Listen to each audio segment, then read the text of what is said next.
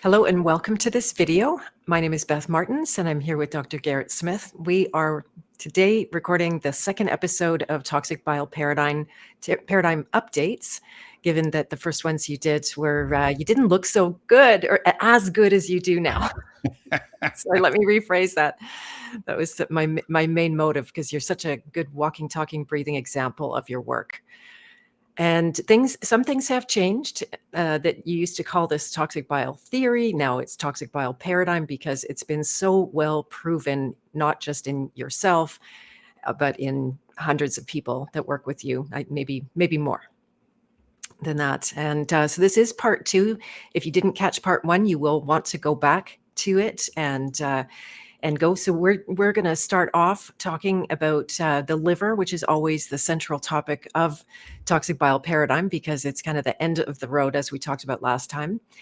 And so if I could just jump in and start asking you questions, Garrett, what is the liver designed for? Oh, wow. Well, that is a huge question. I do want to remind you folks to go and watch part 1 before we start, because we're not doing a recap because this is so much stuff that we're, trying to trim it where we can. And then there's always episodes 53 and 71, which are the old episodes where you could watch those too. So what is the liver designed for? I mean, the liver does the most things of any organ in our entire body. In terms of what most people need to know about it or be concerned about it, that's where I'm always most interested. Like, what even as a practitioner, what do I need to know about it, and what is it just going to do on its own, and I don't have to think about it, and it's not going to really help me to obsess on it, because a lot of people obsess on the minutia, and that's one thing we try to get away from here. So we talk about 3 main functions of the liver, and this goes against what a lot of the newer, younger influencers are claiming, especially those in the nose to tail carnivore world like to claim. What it is designed for is 3 main things. 1, contrary to what some people out there say, it is designed as a filter, as a literal filter. People will say, no, it's not. The kidneys are a filter. Well, what do the kidneys do? What is the definition of a filter? A filter is something that takes something out of another substance. The kidneys take toxins and other things out of the blood. They filter the blood. The liver takes stuff out of the blood so that it can run its detox processes on it. So it can do all its phase 1 and phase 2 and conjugation and detoxification, because if they don't come out of the blood into the liver cells, the liver can't do its work. So for the people out there who are claiming that the liver is not a filter, they're either denying it for some purpose that serves their narrative, or they're just completely ignorant of what a filter is. So that's number 1. Number 2 is, I call it a sewage processing plant. It is basically going to filter out those things from the blood, and then is going to put them through detox enzyme pathways and other related type processes. That's what it does. A sewage processing plant takes sewage, and it's going to take out the most toxic things that you don't want going back into the environment. And then it's going to, there can be reclaimed water out of it. You can get good stuff out of sewage, like literal water. You can reclaim the water. Not great water. It's still kind of toxic, but you can reclaim water. So the most toxic stuff that a sewage processing plant has, it has to do something with. This leads into the third part of what the liver does. Is the liver is what I call a storage depot, or a place where the liver accumulates toxins that it cannot deal with or get rid of fast enough. It does this to take the hit for the greater health of the body. It has the ability to take the punishment, store these things until, as the body would hope, it can get rid of them later. So hopefully, like if we had seasonal exposures to natural toxic things, seasons change, a toxin changes, you have less of that toxin coming in, and then you can start getting rid of things. So, and like the winter time when it's colder is less of a detox time, and when the summertime when it's warmer is more of a detox time. Heat speeds up chemical reactions. So that storage depot thing is important. So when we go back to the sewage processing plant, that's where the liver is separating these things out, putting the most toxic things into the bile. Think of like a nuclear power plant making nuclear waste and having to get rid of that nuclear waste. Like nobody can use it. Nobody wants it. And it's still toxic, and we have to take care with how we get rid of it. So then getting rid of that waste, one of the purposes of the bile that the liver makes is to put that into your intestines so that you poop out some of it. You don't poop out all of it, but you poop out some of it. And that's one of the best ways, one of the least damaging ways to get rid of that toxic waste is via the bile. So those are the three main functions of the liver that people need to concern themselves with in terms of their health. Yeah. Nice. And I like how you make the point also that the liver's not disappearing the toxins. Oh. I'll say that again. I didn't really say that. A lot of people in the alternative world, either to sell their products or whatever, they say these things increase detox. And then you go, well, what are they increasing? And is that true? Like, or people will just say like blueberries increased your detox. And I could say, no, the polyphenols in blueberries are actually shown to slow down ALDH, one of your most important detox pathways. And then we get into, people say the liver detoxes things. And it's like, they think, like you were saying, they think that toxins come to the liver does some magic on them, and poof, they're gone, they disappear. And as I've made the point of saying, this is really critical when you think about detox, is a thing is not detoxed until it has completely left the system, right? Like if you throw things in the trash can, they are now trash, but you could be accumulating trash in your house until you throw it away, until you take it to the dump or the garbage man comes and takes it away. So just because you put something in the trash can doesn't make it disappear. It's still there until it has left. So this is a really crucial thing, because toxins get recirculated. We went over that on the enterohepatic circulation on the last episode. Really important to know that you can just reabsorb toxins and then come right back through your system. It's happening all the time. So yeah. Excellent. And if I can make a quick example also for those that deny the liver actually stores toxicity. When you think about an alcoholics, unfortunately, I've seen a few alcoholics pass. They can't stop drinking because the moment they would do that, all of that stored alcohol would start to, maybe I should pass it over to you for more technical details there. Yeah, there is actually literally, we can store ethanol in the liver, as we can bind ethanol to fatty acid esters. They're called ethyl fatty acid esters. And we can store that. I think they were saying that in testing, they wouldn't be able to find those after about a week. So when you drink, that alcohol is in your system, in your liver for about a week. And one of the things that is how damaging alcohol is there will be studies that show that there's more vitamin A in the blood after people drink. Well, the ethanol is binding to fatty acid esters and getting stored in the liver. And the liver only has so much storage area for these same types of things. Ethanol's an alcohol, retinol's an alcohol, ethyl fatty acid esters, retinol esters. These are things in the liver. And then, so the liver kicks out retinol esters from the liver into the blood. And then I actually think that a lot of the damage that alcohol causes, I mean, there's the acetaldehyde from the alcohol, but it's also just kicking more vitamin A out of the storage in the liver and putting it out into your system. And then the body says, we need to store this, but we can't put it back in the liver. So where does it put it? In the body fat. And most people know that alcohol really can pack on the inflammation and body fat very quickly. So yeah, your liver is constantly playing a survival game with the stuff that we expose it to. Yeah. Right. And that's in the research. Yeah. I mean, they can test the bile after you drink for ethyl fatty acid esters. They can literally do that. And they were talking about skin testing for alcohol coming out there, breath testing. There's a lot of stuff they can do. Right. And even our nose tells us they are fuming. Yes. Yeah. So I'm not sure if there's a real answer to this or if it's worth going into the minutia, but why do you think that 95% of the bile recirculates rather than releases? That to me, makes it seem why? Like we want it, like we want to keep it.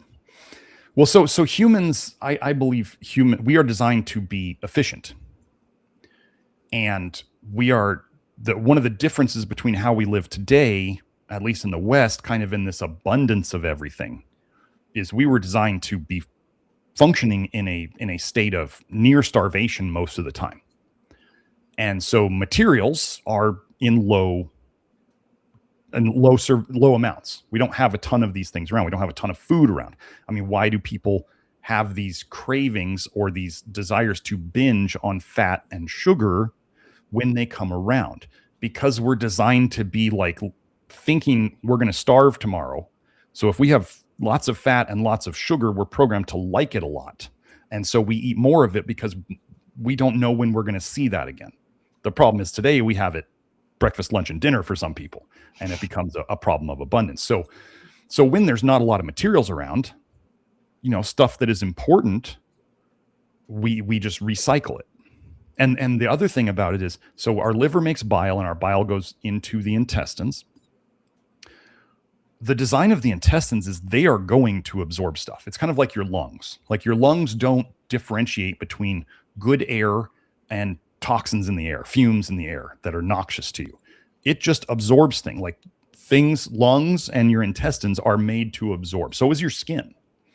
So when the bile is going through the gut, your gut is designed to absorb things. It's going to take it back in. It has been said in the research that in a standard American diet, which is terrible, right? But on a standard American diet, 95% of the bile that goes into our intestines is reabsorbed. And only 5% is excreted via the poop. Okay. Well, a standard American diet is pretty terrible. And then when people talk about, like, let's say the Hadza, this indigenous tribe, and they find out that they were eating 100 to 150 grams of fiber a day from tubers and roots. Whereas a lot of the carnivore crew likes to claim the Hadza is like their thing. Like they ate so much meat. Well, they ate up to 100 to 150 grams of fiber a day from roots. So they were kind of like love your liver people doing, muscle meat and fiber. And that fiber helps to adsorb bile. It soaks up some bile, and then it helps you poop out more. So when you're getting the right amount of fiber for you, you actually are going to poop out more bile when you go to the bathroom.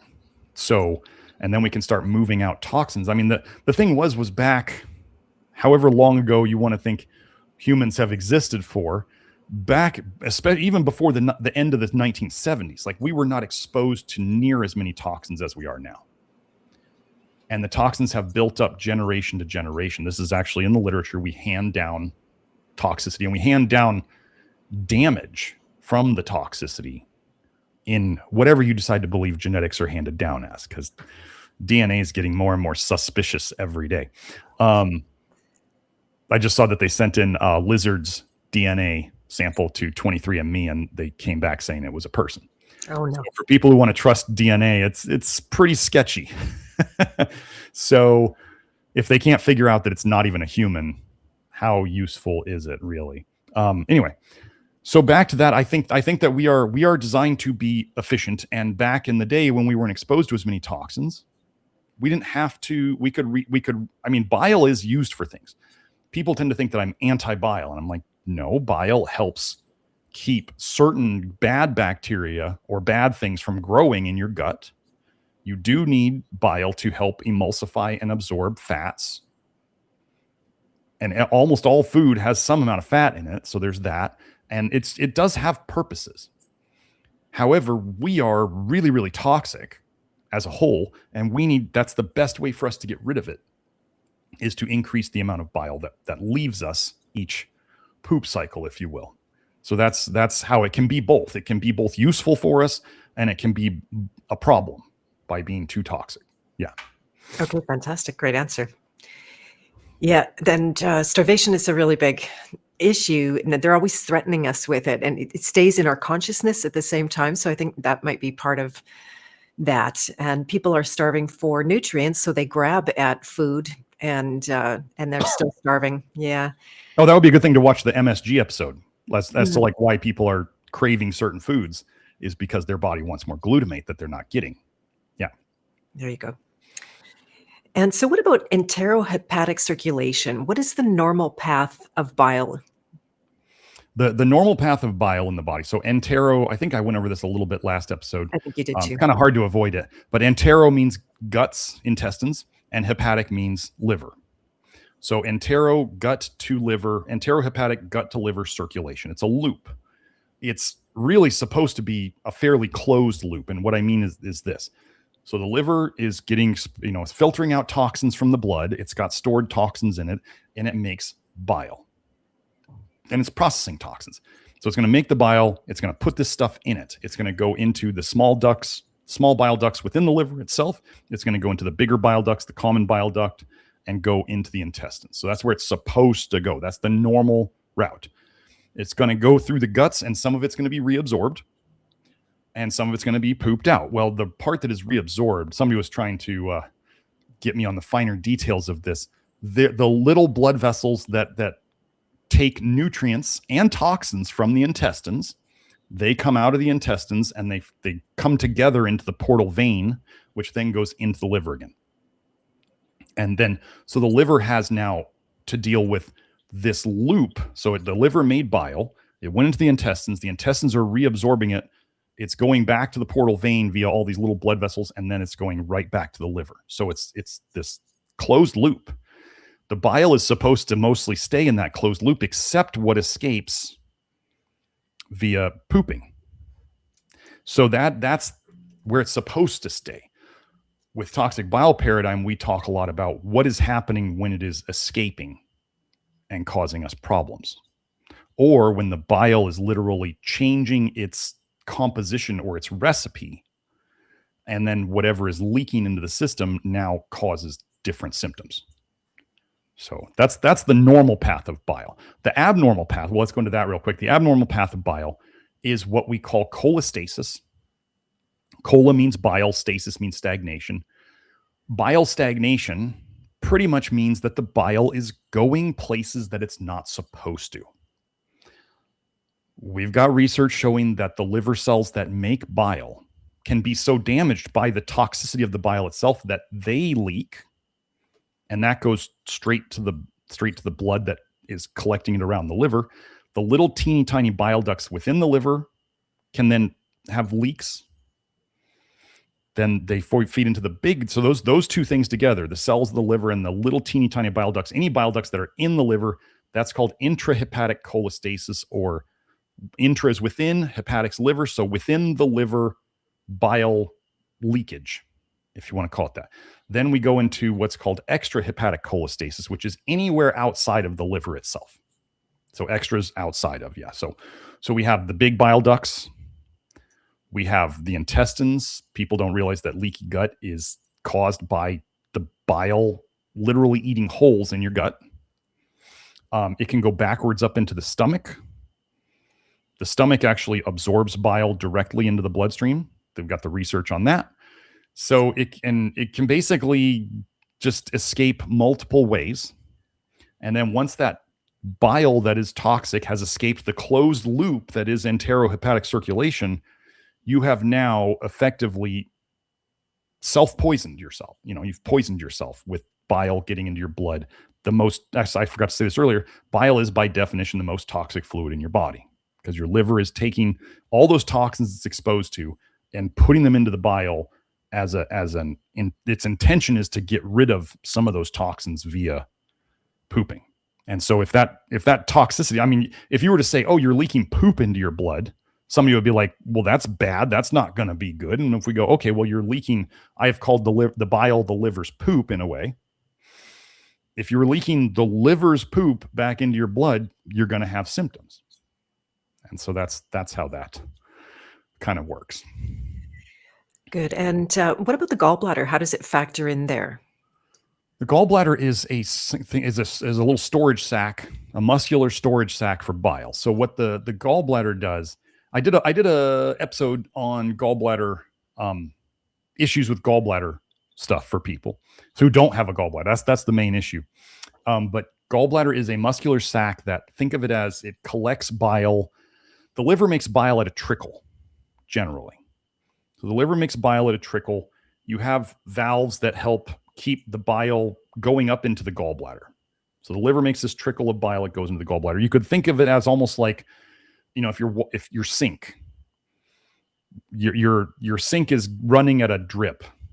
That's the bile being produced by your liver. Then what your gallbladder does is think of putting the plug in your sink, and you're collecting the water there in the sink. Like that's what the gallbladder's doing. And then the purpose of collecting the water in the sink would be when you eat. Well, when you eat, you want the bile to come out all at once with the food. Well, with washing dishes in a sink, you want to have all the water in the sink, because trying to wash dishes with a trickle of water is not going to work very well at all. And this is why, like, when people have their gallbladder removed and then they eat a meal that has too much fat or too much other stuff in it that you need bile for, then they get diarrhea, because the bile, their bile to the fat ratio in their guts is not working, and their body just goes, just get rid of this. We can't have this. So that's the big thing about the gallbladder. The gallbladder is supposed to be there, of course. It's supposed to be there too. The reason we want to, so there's two reasons why you'd want to dump your bile. You'd want to squeeze out that bile from the gallbladder all at once with your food. One is that bile is supposed to help you emulsify and absorb fats from the food. So that's part of the nutrient part of it. Then there's also what you want to do is think of all the toxins that are in that bile. So if you have the food coming down, and it's kind of, think of the food as a little bit of a sponge for the bile. So you have this, I call it the food poop. Like, so you think of it, if once you eat it, it's in between, it's something between food and poop. That's what I call it, the food poop. So it's going down, and the bile then mixes with it. So think about this. If your body just dumps bile by itself, you now have this, I've likened it to lava before. You have like hot lava going right into your intestines. And if it's just by itself and just coating your intestines with nothing there to help kind of dilute it or buffer it, you just have like hot lava on your intestines. And people know that, like, when they vomited up bile, how nasty and caustic and bitter it is. Or if they're pooping out bile, they know it's nasty and caustic and doesn't feel good that way. So what do you think it's doing inside of you? If it's all by itself, it's just basically a layer of toxicity on your guts as it moves through. And it won't move through very fast either, because there's nothing to move it, right? Mm. Whereas if you have the food poop to mix with it, then once you have imagine just like the poop in there, it's just this thing, and inside of it is a lot of the bile. So that bile that's inside of it is not touching your intestines. So you're reducing the concentration of bile that is literally touching your intestines. And so it makes it less damaging. So not only is it there to help you digest and emulsify and absorb the fats, but it's also there to help be a buffer for your intestines, so that you can dump this toxicity out and not like basically burn up your intestines the whole way. So smart body. Yeah. Again, it can be good and bad at the same time. These things always exist together. Exactly. Do you mind if I ask also, how does the lymph interact? You've talked about that as the sewage system of the body. Yeah, the lymph is, well, so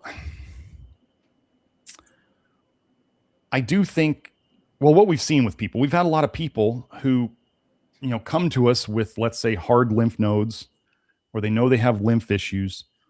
And we, as a whole, we haven't put a lot of energy into lymphatic stuff like a lot of other places do. Well, if the sewage system doesn't have to deal with a lot of toxins, then it doesn't tend to get backed up. Right? So it's kind of like, if you don't put, I'm just trying to think of a good analogy. Your analogy. The lymph system is dealing with toxins coming out of the blood directly. So if there's not as many toxins in the blood directly, the lymph has less to deal with. And again, like we talk about, the less toxins that come in, the more the body can deal with what's already there.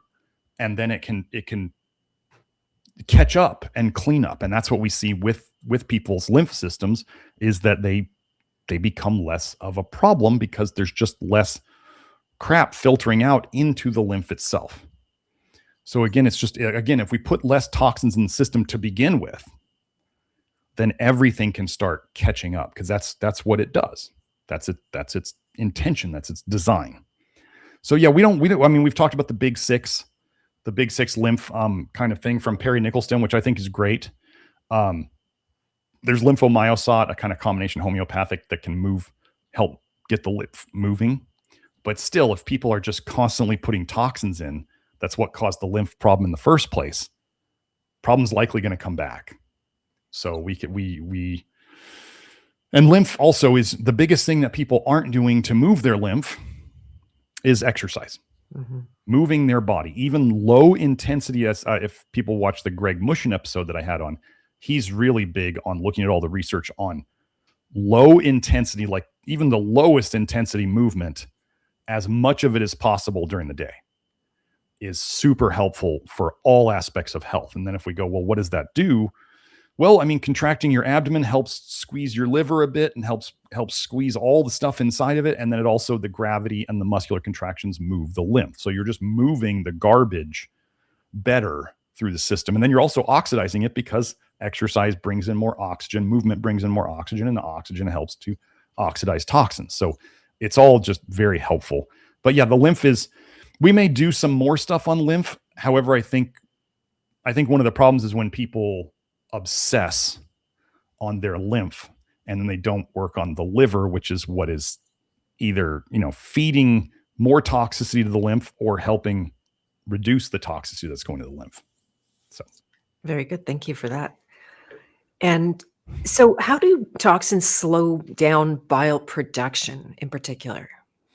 Well, we've kind of taken an approach of looking at a lot of the detox mechanisms of the body, like P-glycoprotein, like what else was there? Oh, there was ALDH, there was cytochrome P450s, and those were the big ones that we looked at. Now, what we tended to see in the research was, it's kind of funny, like what does cancer research or chemotherapy try to do? Well, they actually look at, let's say they look at cancer or tumors, and they say, wow, this tumor has tons of ALDH, a detox enzyme. And they go, well, this is what conventional medicine does. They do the allopathic thing, which is, the general thing is do the opposite of whatever's happening. So if it's too hot, make it cold. If it's too wet, make it dry. If they just say whatever it's doing, we don't like that, shut it down. So they start looking at tumors, and they say, well, they have lots of ALDH. That must be part of how they survive. So let's shut that down. Let's shut down ALDH. And so we can look at chemotherapy is very good at slowing down ALDH. We look at things like that are promoted as big cancer treatments out there. Vitamin D supplements slow down ALDH. Curcuminoids, or the turmeric compounds, those slow down ALDH. Polyphenols, the big class of what they call plant antioxidants, slow down ALDH. People are told to eat all these high sulfur foods like garlic and onions and Brussels sprouts and all these things that stink of sulfur. Sulfur is definitive in the research as slowing down ALDH. So we start looking at all those things, and we say, well, if everybody's trying to, well, first of all, when we look at the results of people trying to be healthy out there, the results are generally dismal. A lot of the times, the people we know who are the most concerned with their health are often the sickest people we know. Nobody says you go into Whole Foods and you expect to see a bunch of healthy people. Like, I mean, they do have some things that are healthy there, but most of the people are doing it wrong. So we look at it and we go, okay, so if we know toxins, these things, well, we know these things slow down ALDH. There's another one that I went over. I don't know if I went over this on the last episode, but there was a study on mice where they looked at young mice and old mice with alcohol, and they gave the young mice alcohol, and they saw their ALDH speed up. Okay. They gave the old mice alcohol, and they saw their ALDH slow down. Now, we can all be pretty safe in assuming that the more that people drink alcohol over their life, the more it's going to damage their liver, And by extension, we can assume that the more it's slowing down their detox. Okay, well, why do young people seem to be able to drink alcohol without as much in terms of issues afterwards? Well, because they're young, they have the magic of youth, and their detox system is able to deal with it. It's able to ramp up in that short period of time. What happens as they abuse the system longer and longer, it doesn't compensate as well. And then all of a sudden it starts slowing down. So this is really, really important in terms of when we look at things. We could also say, well, if you were exposed to a toxin, if your body's able to do it, it might ramp up its detox system. So this is where other people will interpret the research and they'll say, well, like they might look at that and go, alcohol increased their ALDH when they were in the young mice. And they go, that's a good thing, right? That means alcohol speeds up detox. And we go, no, it's recognizing a toxin and it's ramping up its speed to get rid of it. And then we can look at other things directly where they're like with a lot of cancer research. They try to slow down ALDH and they also try to slow down PGP, which is the cellular detox mechanism. And we have found that when we look at things that slow down any one of these things, P-glycoprotein or the cytochrome P450s or ALDH, these are all like tied together. We found multiple studies that show that something slows down two of those three. And then we find other studies where they overlap. And so we've just basically come up with the concept that if something slows down one of those, it's likely slowing down the others. And then one of the things that I found a while ago was that when we slow down ALDH, the things that I found correlated was that tends to reduce general bile production in general. So we have slowing down PGP, we have slowing down cytochrome P450s, we have slowing down ALDH, and any one of those, generally we're going to see that it slows down bile production. Now, some people might say, well, isn't that a good thing, right? Because then you're not going to leak as much if you're not making as much. Well, the problem is we still have the same amount of toxins coming in typically. And maybe some people are even making mistakes and taking in more. So that the bile is the liver's poop, remember? That's how it's mainly trying to get rid of toxins. So if you have more toxins coming in, or even the same amount of toxins coming in, and you're making less bile, it's actually going to be more concentrated in toxicity. And then it becomes even more damaging. So that's where all of a sudden these things can look good in studies. And then we look at them in the real world and we go like, long-term, these things aren't good. And we can look at the real world results of them and go, this is not panning out in the real world. I mean, nobody's going to say that chemotherapy slowing down detox is going to help people live longer. It's really chemotherapy does its thing until chemotherapy puts you in the ground. I watched my dad, 5 rounds of chemo, put him in the ground. Every time he got worse. And that was for prostate cancer. So yeah, it's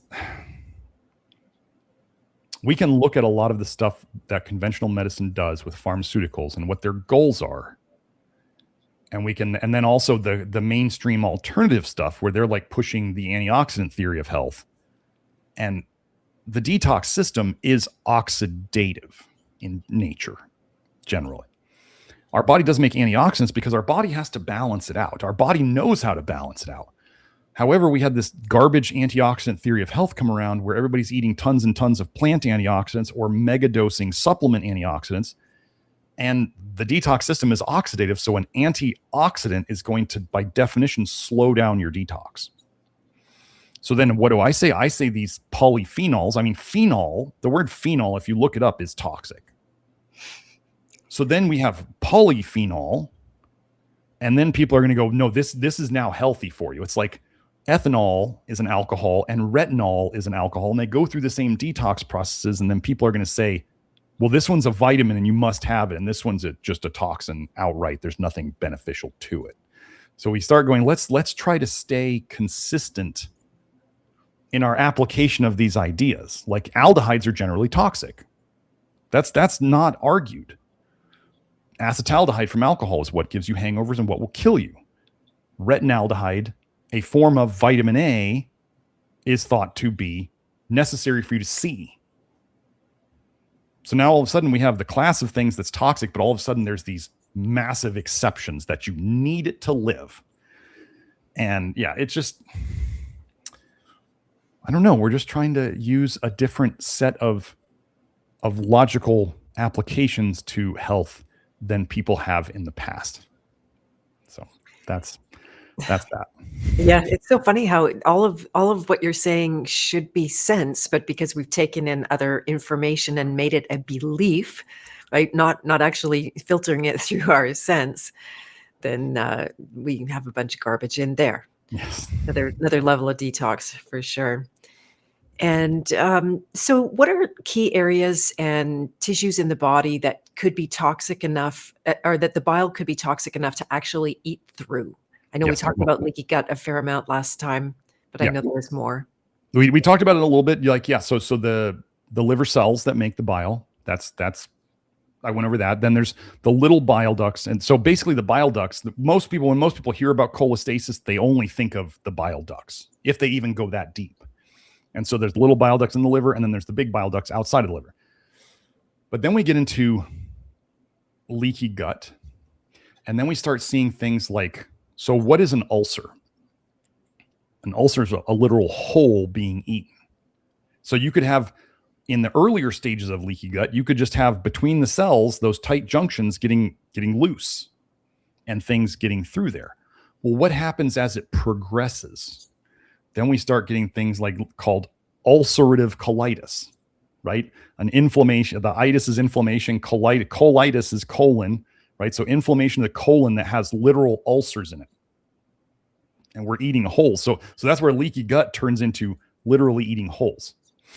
And then we have stuff like celiac, which we have had multiple people who have been diagnosed celiac realize that they don't have it anymore, and they can eat gluten again without a problem. But in the research, we have a study that showed that celiacs they push out twice as much bile when they eat gluten as a normal person does, as a person without celiac does. So then we start going, okay, in celiac, what's one of the big problems? Well, it's eating away. The bile is literally eating away at the villi, the little fingers that help you absorb stuff in the gut. So they get bad food absorption because the bile is literally dissolving their little absorption fingers. And then we start fixing these things, and then these problems go away. So there's that. So then we have things could go up towards the stomach, because bile can definitely go back up into the stomach. That's called bile reflux. And I did a whole episode on it. If you have heartburn or reflux, you have bile in your stomach. Your stomach is designed for acid. Your stomach's not designed for bile. And bile, one of the things bile does is it paralyzes muscles. Well, what's the big muscle that keeps you from having heartburn going up into your throat? Well, it's the lower esophageal sphincter. It's a muscle. It's a valve. It has to be able to contract to stay shut so things don't go up there. Bile paralyzes things. So it could paralyze that sphincter and then allow things to go up. But what happens when, let's say, bile eats holes in your stomach? What's that called? That's ulcers, right? So we literally have bile that can eat holes in things, and it paralyzes your sphincter, and then it goes up into your throat. And then we can have things eating holes there, like Barrett's esophagus, where holes are getting eaten in the esophagus itself. We've had people, one of the things that the color of bile is generally yellow. That's the way we tend to think of it. Well, people have yellow teeth, and we start going, there's bile getting up in there. And we have people like my teeth during one part of the detox, when I started making more bile and getting rid of more toxins, my teeth were more yellow. And of course I would blame, it was back then I was drinking coffee. It's from the coffee, and it's from all this stuff that's touching my teeth. Well, over time, as I got less toxic, my teeth started going white again. What did I change? Well, we're working on fixing the bile leaks. How could bile get into our mouth on a regular basis, on a daily basis, all day long? Well, if there's bile in your blood, your saliva is made from your blood. So if there's bile in the blood, then there's going to be bile in your mouth, in your saliva. And that bile tends to be yellow, stains your teeth. Well, if you have bile also, if you also had, or didn't, or in another way, you had bile coming up your esophagus, there's a thing called silent GERD, silent reflux, which is where people typically have a chronic cough. And nobody can figure out why they have a chronic cough until somebody finally says, maybe you have reflux. And then they do things to keep that down. And then all of a sudden their cough goes away. Well, that bile coming up literally from their esophagus into their mouth could then stain their teeth too. So if we fix both of those aspects, then all of a sudden we don't see. And then we start getting into, okay, so what if there was bile in the mouth and it eats holes in things? Well, what are cavities? Are those holes getting eaten in things? I'm not saying I know that that's true. I'm saying, but that's just a possibility that we want to look at. Then we start looking at skin problems. Does bile come out of the skin? Yes, it literally can come out of the skin and eat away. It's a toxic thing. So it comes out and then it just sits on your skin. So it can cause damage on the way out, and then it can cause damage when it's sitting there and literally like eat away at your skin, like psoriasis and eczema and all these things. So that's the evidence that we have of bile. Like nobody else has these concepts. Like they're just like eczema. I don't know. You got bad stuff on your skin. Like you got bad skin. And we're like, no, here's an actual like mechanism that makes sense. Toxins are coming out through your skin and they're damaging it on the way out and while they sit there. And then we know that some people say, if you wash your face often enough and you don't dry it out too much, you can help your acne be a lot better. Okay, well, what does that mean that acne is then? It's literal toxins coming out of your skin. And you're just washing them off often enough that the reaction is less. So yeah, that's kind of, and a lot of skin diseases are yellow in general. Right. So- Exactly. What about the brain and the nervous system and touching bile? I'm sure people have had a headache or a migraine or backaches, all of that. Yeah, so one of the things that we've kind of figured out is when people know that they've had a bile dump or triggered a bile dump or whatever, they often get a stiff lower back. That's a very common thing. And a lot of people out there have stiff lower backs, or they're just stiff in general and they don't know why. And it seems to get worse as we age, right? Well, one of the concepts of this is that, and I came up with this because I dealt with it a lot as I was coming along in the process, was if bile leaks into your blood, the secondary place it goes is your kidneys. And we can go and look up kidney referred pain. And one of the main places that the kidneys refer pain to is the lower back and the flanks. So like the outer, both the middle of the back part of the back and the outer part. So if you have back pain, a lot of back stiffness, that kind of comes and goes, and you can't really figure out what causes it. You have a bad night of sleep. Oh, you got really stiff back. Oh, you did a hard workout. You got a really stiff back. Oh, your parents stressed you out over something. Now you got a really stiff back the next morning. Like, oh, and then the other giveaway is always, wait, you went and you pooped and it got better. That's always the crazy thing. This is where, so if you're doubting toxic bile paradigm right now, think about the times when you've been feeling bad, whether it's emotionally or physically or whatever, and you went and you pooped and you noticeably felt better after that. What would be the theory that anybody else could have as to what did you just get rid of? Well, we would say you got rid of toxic bile. That had you not gotten rid of it, I mean, people don't realize you're absorbing stuff. You're reabsorbing stuff from your poop until it has left your body. You're either pulling water out of it, or you're pulling bile out of it, you're pulling stuff out of your poop the whole way. So if all of a sudden you poop that out and you're not reabsorbing it anymore, it's not in that enterohepatic circulation, and it's also not leaking out into your system anymore, then you feel better. So this is a big thing. Like if you poop and you feel better, you got a toxic bile problem. But yeah, then the brain and the migraines and all that stuff, that was, well, one of the things we work on the most is vitamin A toxicity and copper toxicity. Those are two of the things we work on the most. Those are two things that the liver stores in huge amounts. And they're both an excess of either one of them or both of them is associated with headaches. And one of the things we try to do is to lower the toxicity of both of those. And we have really good results in terms of headaches. So those are both excreted in the bile, and they can both leak back into the system, and they're both associated with headaches. And they both, here's the crazy thing, they both seem to kind of rise and fall together in the body. So when we see vitamin A toxicity, we tend to expect to see copper toxicity and vice versa. They really do go together. So yeah, is it going to affect your brain? I mean, toxins getting into, I mean, people will be like, well, minerals can get into your brain, right? They can pass the blood-brain barrier. So if you start looking at minerals that we generally don't like, and we start looking at copper and manganese and stuff like that, and you start looking at Parkinson's and Alzheimer's and all these major neurodegenerative diseases that are out there, and you see that there's a lot of manganese and a lot of copper involvement in these neurological conditions. So yeah, it can affect everything. Right. Yeah, I had a headache one time, and I swear it ate part of my brain right out. It was gone after. Yeah. Actually, let me add one more thing. Sure. A buddy of mine would get migraine headaches. And he knew that if he did a coffee enema, in about an hour, the headache would be gone. Right.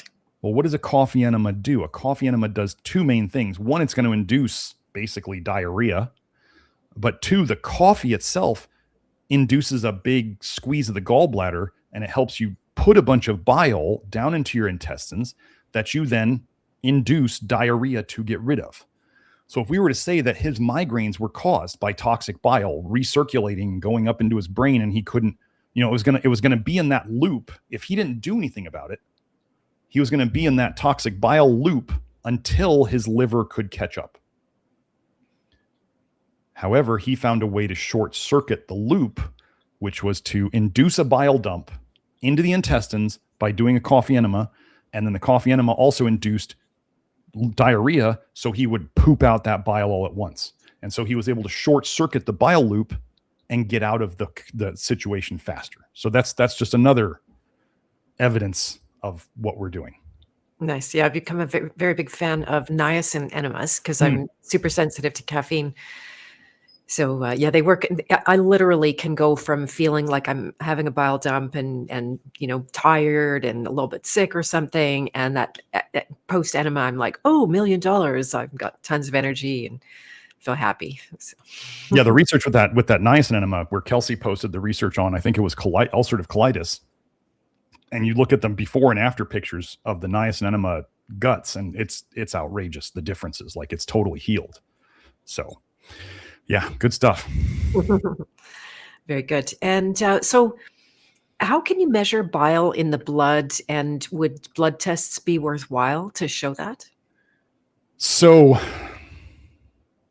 I tried testing. I mean, can we test for things in the blood that are related to the bile?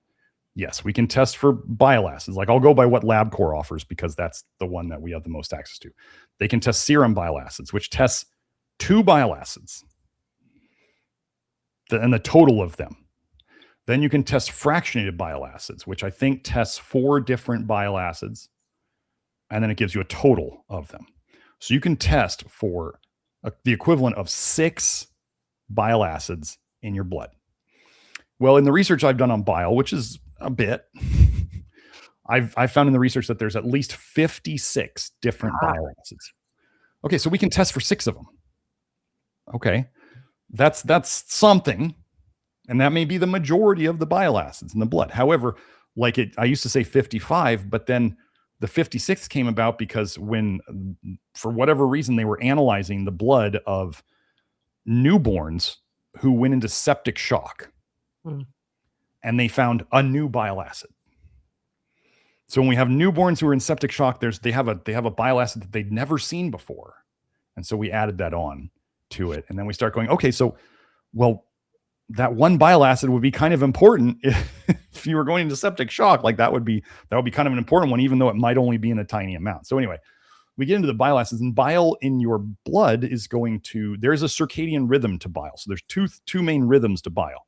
One is the circadian rhythm, which often comes about, there's that bile dump in the middle of the night, which a lot of people know is that wake up between like 1 and 3 a.m. Some people say 2 and 4 a.m. It's probably all daylight savings screwing everything up, right? So, but 1 to 3 a.m. in Chinese medicine is the gallbladder time. That's weird that all of a sudden the gallbladder time, there's a bile dump and people tend to wake up. So there's that. Then there's the food rhythm of it. When you eat, your liver senses it, your gallbladder senses it. You want to dump that bile for the reasons that I mentioned before.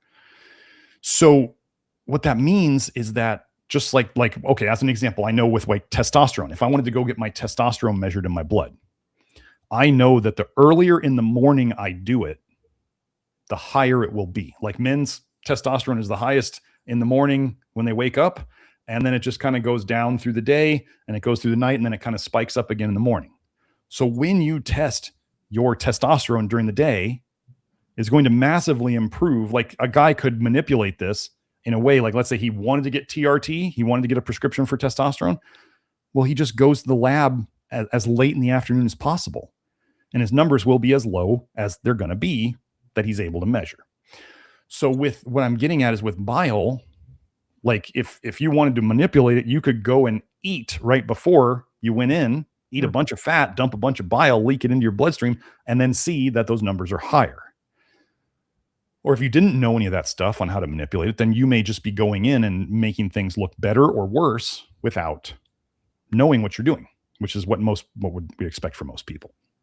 So you can look at serum bile acids, you can look at fractionated bile acids, you can look at bilirubin, conjugated and unconjugated. Bilirubin means bile, e-rubin. So there's that. We could look at any liver enzyme. So AST, ALT, which is SGOT and SGPT. There's lactate dehydrogenase. There's alkaline phosphatase. There's GGT. Any of those in the research, if you really dig down in the research, if any of those are elevated, that's basically saying you have cholestasis. Now, as we went over in the MSG episode, what do those liver enzymes do? What is their function? This is something that nobody talks about. You can go and search this or chat GPT it. Those enzymes literally they help you to create glutamate from other compounds in your body. So when your liver is struggling, it starts trying to make glutamate. Well, what if we, instead of your liver struggling, we actually gave it some glutamate in the form of MSG or sodium bound to glutamate? And then we've started to see, I don't know if you've noticed this, but the people on the program who are able to, who like MSG and they're using it well and they're tolerating it, and because not some people at the very start, because they're either like really sympathetic driven, they're really like anxious, nervous types, or they're like carnivores. Those two types, for whatever reason, don't seem to get along with glutamate. I don't know why.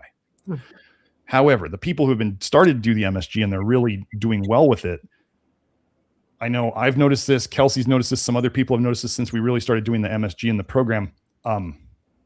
We're just much calmer in terms of dealing with people, in terms of not getting set off. Seeing that old patterns of where I might have gotten set off before, like with a family member kind of triggering me, I'm sitting back and I'm kind of going, wait, like I'm more in control now. Have you noticed that with yourself or anybody? Yeah, it is a growing thing, multifactorial, but for sure, I've noticed that. Yeah, absolutely. I was just thinking about this the other day, and I was trying to go, what did I do? I mean, I've been working on, I've worked with you. I'm doing other personal work on my own, and so yes, it is multifactorial, of course. Like, and we love the idea of attacking it from both sides, right? So you can attack how you actually literally respond to it in your tools up here, and then you can actually just make your liver healthier. And in Chinese medicine, again, back to Chinese medicine, the liver is the seat of anger and frustration. So as we help our liver, we can become less angry and less frustrated. And as we gain more tools, we can start doing things where we're taking the time to look at our response, look at what our inner voice would want us to do, or our old patterns would want us to do, and then maybe stop and go, I'm not going to do that. So it's all very cool, but I think the MSG has really been a big thing, and that goes right along with the liver. So yeah. Sorry, just to wrap it up, those are the ways that we can measure bile in the blood. Now, okay. Okay, In perfect. our approach that, well, Yeah. it becomes like, could we run tons and tons and tons of blood tests? Sure. One time I had a lady, she did 13 vials of blood because she got free labs at the hospital. She was a nurse and she was like, run whatever you want. And I was like, okay. And we got it all back. And I went like, well, okay, so we have to realize that most labs are looking at a symptom. If you look at your red blood, let's just take a super simple one, your red blood cells, and they're too high or they're too low. Okay, that's something. Are we going to just try to treat it by like taking out red blood cells or adding them in? Or do we want to go, well, what's causing this? And then we have to start diving deeper. And when we start diving deeper and deeper and deeper, we oftentimes get to the end and we go, it could be a toxicity that you were exposed to. Could be a deficiency that you have. Well, so how do we assess those? Well, we want to look at the toxicities and the deficiencies so we can then assess those and decide if those are worth going after. So when we look at things that if we are saying that we've come to the conclusion that with what we're doing in terms of addressing the toxic bile paradigm, that people are generally improving across the board. It does take time, but they're generally improving across the board. Mm-hmm. Does doing those labs help us to do our job better? There was a thing I learned in Enterohepatic medical school, which I'm really happy to have learned, which was if the results of a test you want to run, so they're like talking to us as student doctors. If the results of a test you want to run are not going to change what you do with the person at all. Like, so if you get a positive test or a negative test, or this is too high, this is too low, if it's not going to change what your plan was to do with the person, don't run it. Because not only are you wasting their money, you may be creating more health anxiety in them by giving them one more damn thing to worry about. So with testing the bile, I did the testing of the bile for a while. I tested the serum bile acids and the fractionated bile acids, and it didn't help me to help anybody. So I just decided it wasn't worth doing. It didn't add anything to the process. So we just make our assumptions. Some people may not like that. That's okay. We'll keep getting people better on our own. And so can we measure it? Yes. Do we measure it? Not really. It's so good not to just go through the motions. That's what happened when I was being treated 20 years ago for cancer. And they would take blood from me every single week. And I finally asked, how does my cancer look in your blood there? And they're like, oh, your blood doesn't show up, or your cancer doesn't show up in your blood. And I'm like, oh, this is over. Not doing blood tests anymore. That's a lot of, I got to produce that stuff. Right. Yeah. I mean, taking blood it's a minor detox on its own. Like, right there, when they take out a chunk of your blood, they're taking out good stuff and they're taking out bad stuff. So it's good and it's bad at the same time. Again, with many of these things. So yeah. But if they're looking for the cancer in your blood, right, and they don't find it and they keep running the same test, and it's like, what are you doing? Why would you waste my time and my energy and my money and my blood to do something that's not changing anything and that actually looks really good in terms of your paradigm? So yeah, routine stuff doesn't make sense. I walked away. I called them vampires and walked away, and they never actually chased me because it wasn't important. That's why. So let's see where we are at. And we did talk some about bile recipes last time, and the ones that could create the particular leaks in the system, maybe particularly the path of vitamin A, retinoic acid.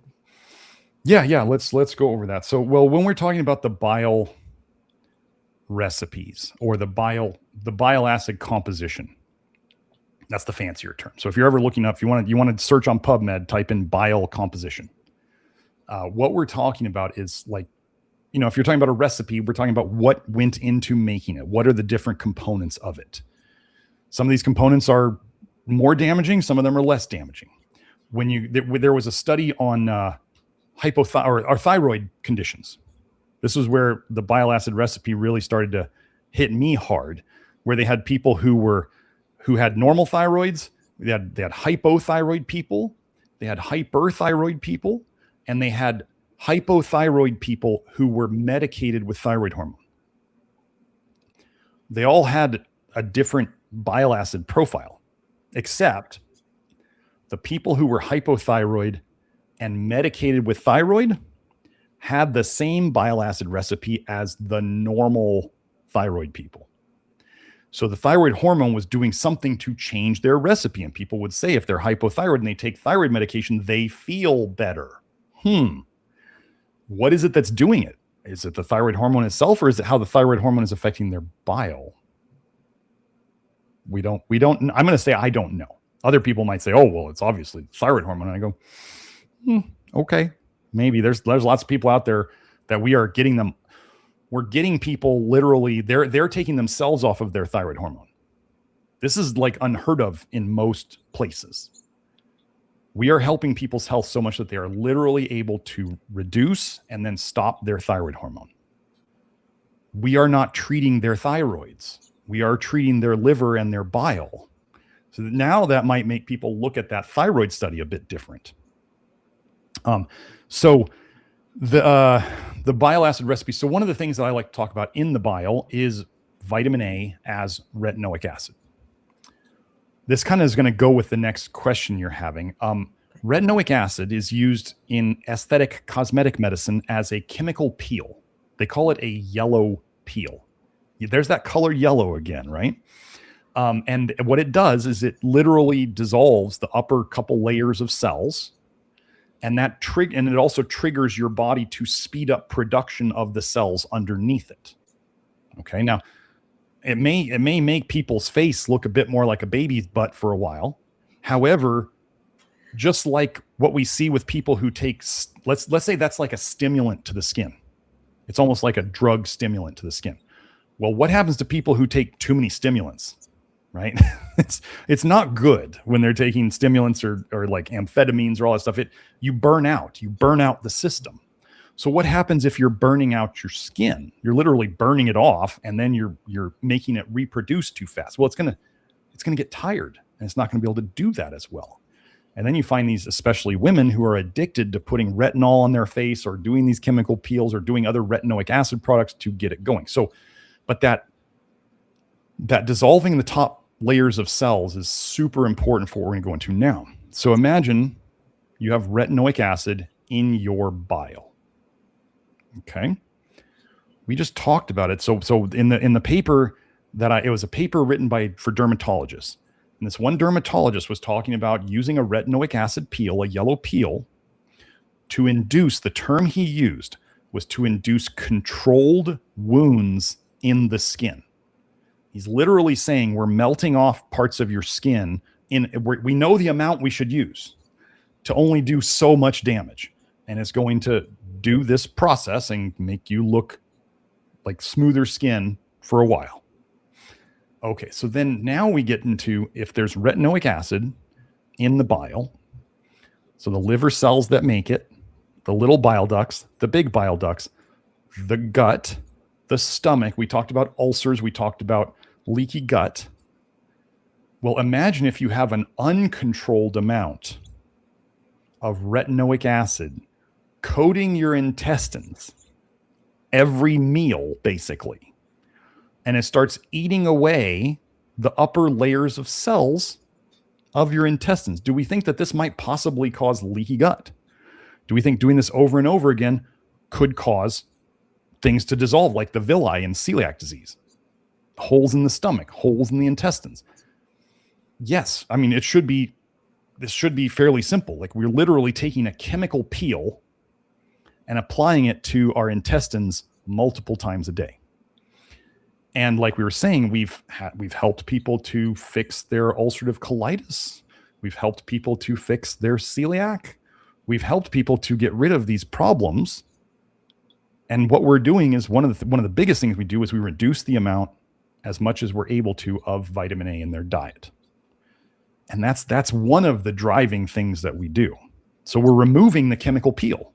Oh, and one of the things that was very interesting that we found in a celiac study, they were making a cellular model of celiac. and they could not create the inflammation necessary for their model to work, their celiac model to work, until they added retinoic acid to it. They had to add the chemical peel to it to get the inflammation to mimic true celiac in their cell model, which is pretty wild, right? They're saying you got to have vitamin A to have celiac. So that's the big thing. That's one thing. There's all sorts of other toxins in there.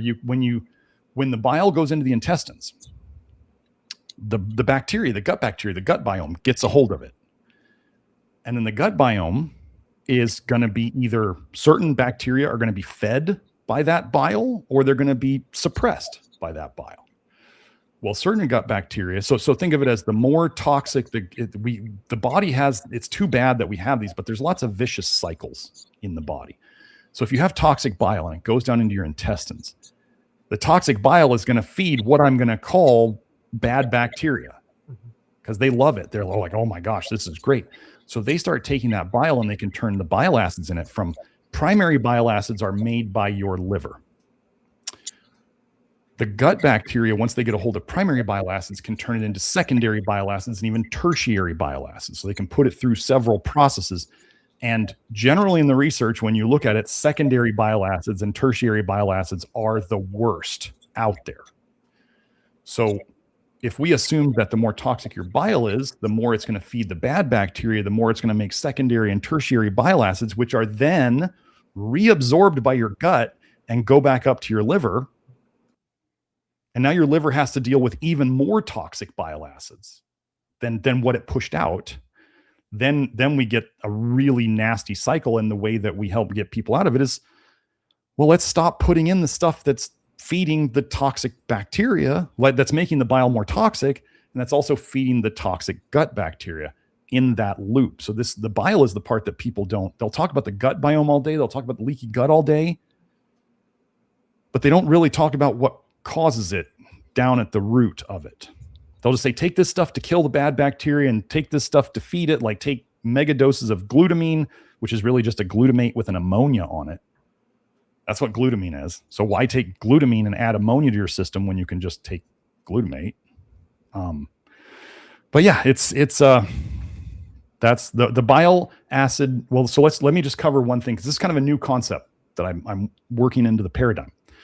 Ilya, I forget his last name, in the Love Your Liver program, kind of brought my attention to this, and it's something that I had thought about before, but I hadn't really put it into the words the way he had, and I didn't grok it as well. So things that could change in the bile that could affect us, right? We could be doing things so the amount of bile that is being pushed out, okay, we could decrease that, we could increase that.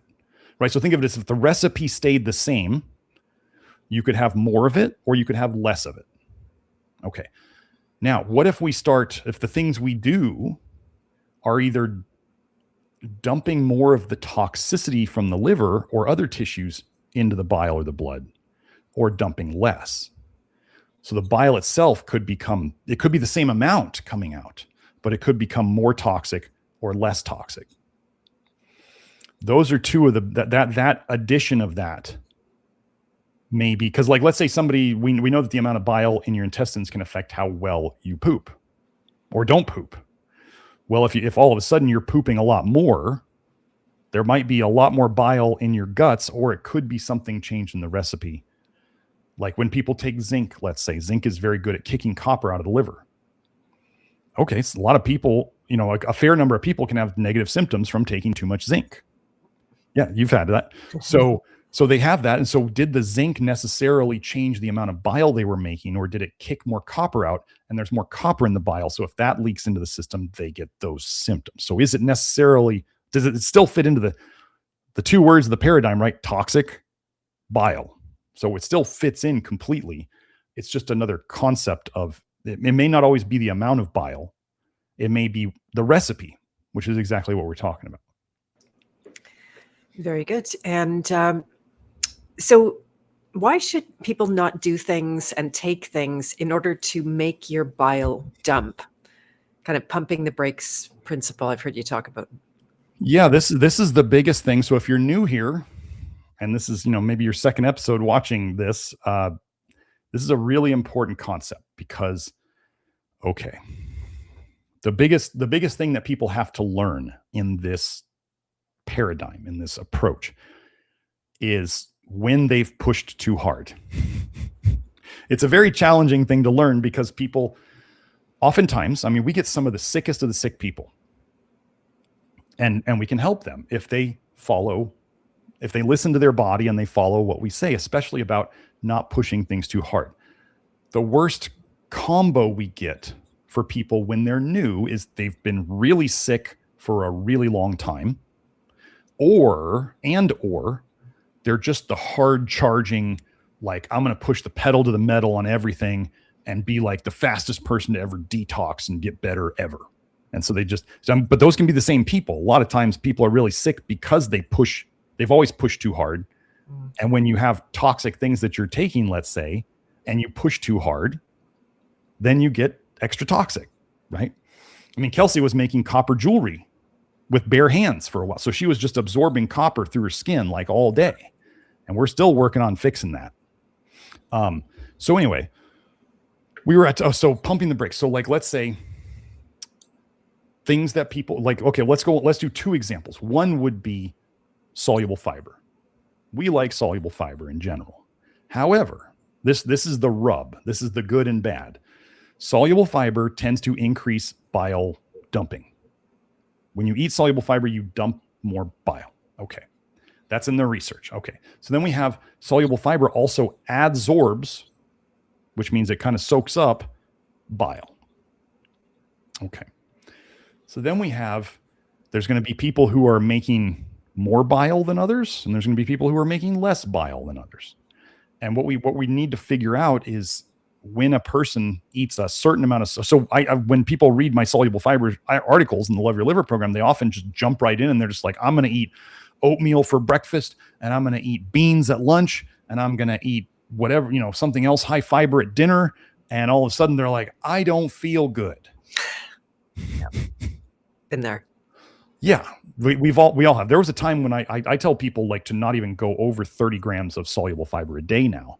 And there was a time where I was doing 60 grams a day, just because I test things out. I'm literally testing things out for several things for the program out right now. I mean, I test them out before I unleash them, because I'm not going to just do things to my people and then people get back to me and they're like, yeah, like 50% of the people are not feeling so good from this. And I go, oops, sorry, we're not going to do that.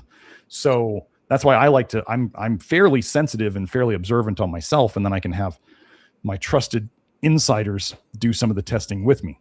Anyway, so soluble fiber, let's say soluble fiber. So soluble fiber comes in, creates a bile dump, triggers a bile dump. It's going to adsorb some amount. Okay. There are people, so this is in the research, some people eat more soluble fiber and they poop better. Some people, there's people who have come into the program and they said, Dr. Smith, the best thing anybody in health ever did for me was tell me I could eat beans. I know. And they're like, and I'm pooping so great and I feel so much better and all that stuff. And then some people come in and they go, if I eat soluble fiber, like I don't poop for a couple days. Okay. So how can this be that some people poop better with fiber and some people poop less? Well, let's look at what soluble fiber does in terms of triggering bile. This is in the research. When people were, I'm just going to throw out these numbers. These are approximate numbers from the study. I don't remember the units, but it was how much bile was in their poop. Okay. The normal pooping people, which normal pooping in conventional medicine is like, they're like, they think if you poop once every 3 days, you're okay. Like it's disgusting what they accept. But anyway, they said the normal people had about 500 units of bile in their poop. The constipated people had about 1,200 units of bile. I'm sorry, constipated people had about 200 less. And the diarrhea people had about, I think it was 1,200. So it seems that the amount of bile in one's poop, or the amount of bile, let's get back to that, the amount of bile that is touching the intestines. Remember that food poop analogy I gave you? So if you have food in there, a lot of the bile is going to be trapped in the inside, not touching the intestines, not triggering them. So if, let's say, somebody takes soluble fiber and they don't make bile well, they don't make a lot of it, And so it triggers whatever bile dump they can do. And then the soluble fiber, compared to like, let's say they ate let's say the soluble fiber meal soaks up all the bile they put out. Like, and that's all they could give. They like can't give any more. Well, then now all their bile is trapped up in that soluble fiber. They don't make a lot of it. And then they don't have the bile triggering their intestines. And so they get constipated. Okay. So they need to do less, or some people even at the start are at like no soluble fiber because they're just not pumping out enough bile. As we get people less toxic, they start making more bile. And so they'll be able to usually do that more over time. Let's say you have somebody who makes a lot of bile, and generally we tend to see women that make less bile than men in the research, and women tend to be more constipated than men. Okay. So let's say we have a man who's good at making bile. He eats soluble fiber. He's able to, he dumps bile, and he's dumping more. So the bile is soaking up a lot of the toxicity, but he dumps enough that he's able to keep pooping regularly, or he even poops better because now there's a bit more bile in his poop.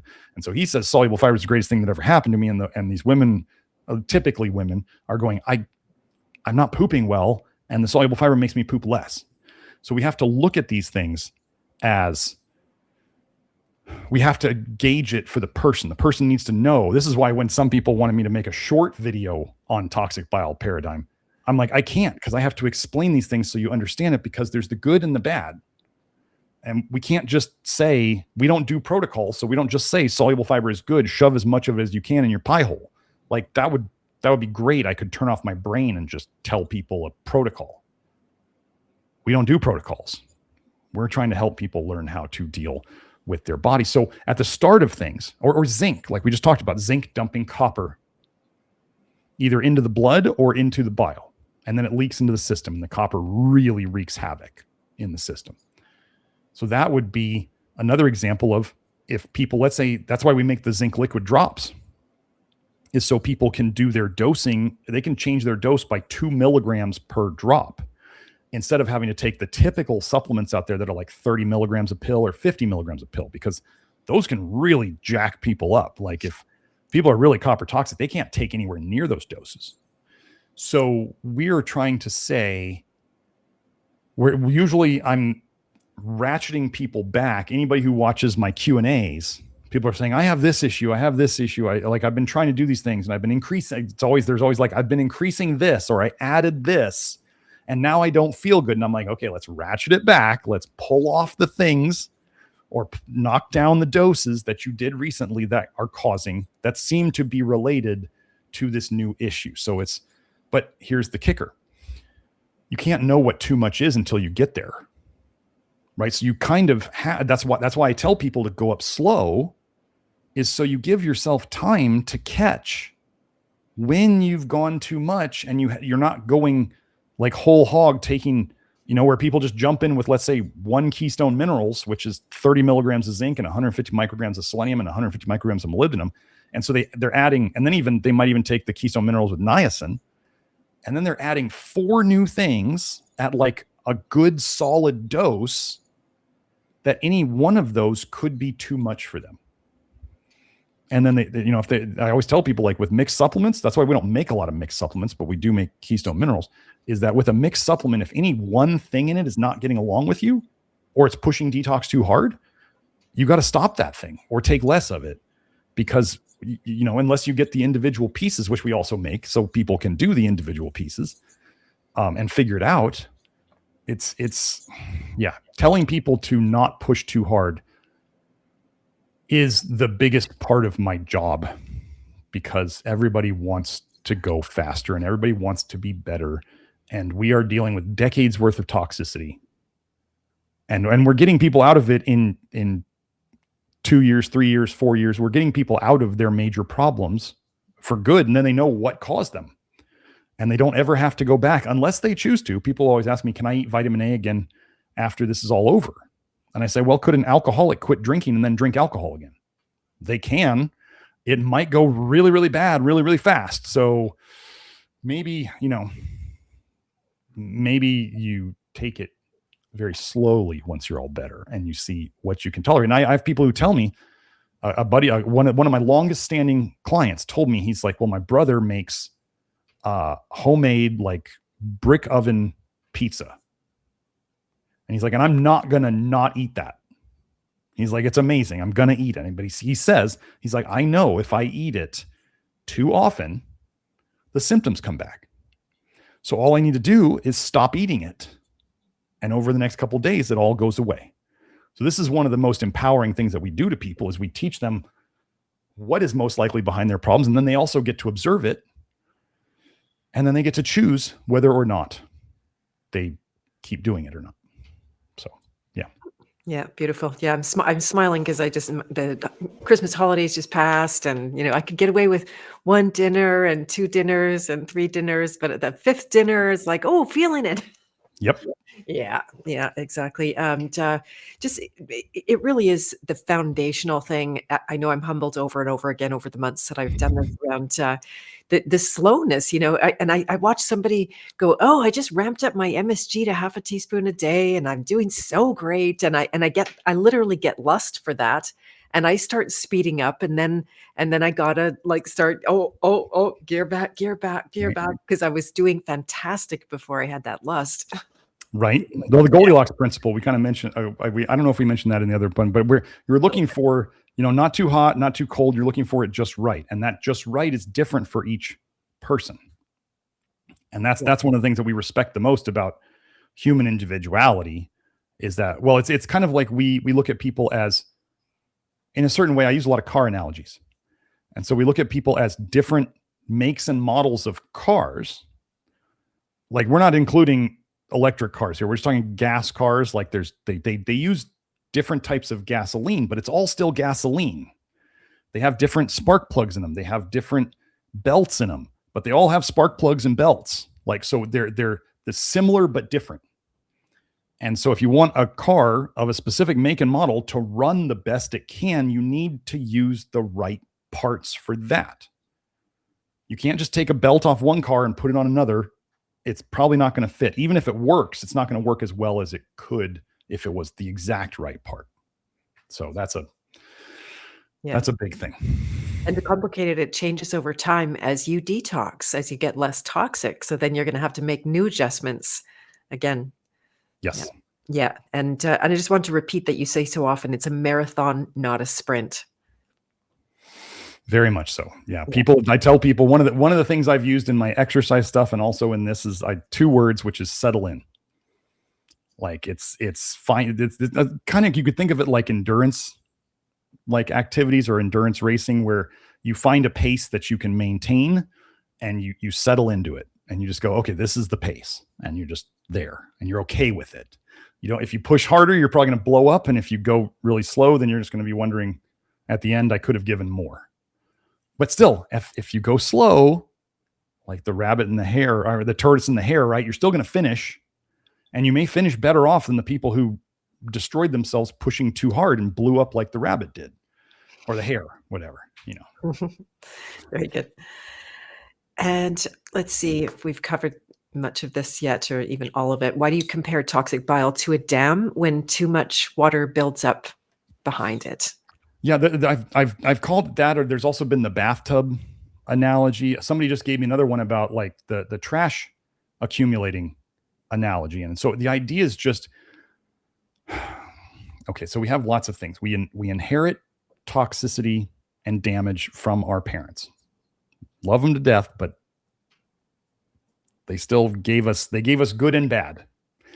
So there's the inherited toxicity and damage. Then there's the stuff that we did to ourselves in terms of accumulating toxicity ourselves and slowing down detox ourselves. And then, so we're at this point of, and then the more toxic people get, this is the biggest challenge for people, is the more toxic you get, the slower your detox runs. This should make sense. Like, the dirtier a car's engine, the more you have to push down the gas pedal to get it to run at the same speed, right? You got to burn more energy to get it to do the same stuff. Or if you don't push the gas pedal down more, then the car runs at a slower speed than it used to. So the more gunked up things are, the slower they run. So we have all these things that are built up in people.